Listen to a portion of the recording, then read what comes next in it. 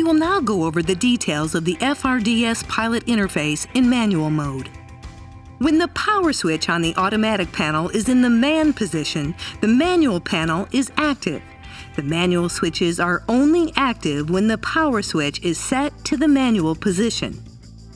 The manual power lamp illuminates when power is present on the secondary manual system. The arm switch is used to arm the manual system, enabling actuation of the fire gate. The armed indicator illuminates to acknowledge that the manual system is armed. The gate open lamp is illuminated when the fire gate is not fully closed.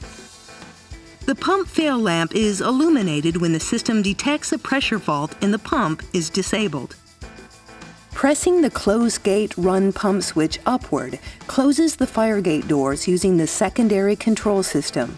Pushing this switch down resets all pump-related errors on the manual system and will force the pump to run as long as it is held down. It is possible to use this switch to force pump operation, and then switch to automatic mode to dispense retardant.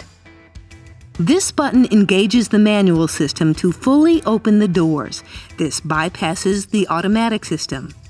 The yellow salvo button and the displays will flash when the salvo button is depressed. The salvo button must be released for the system to operate normally.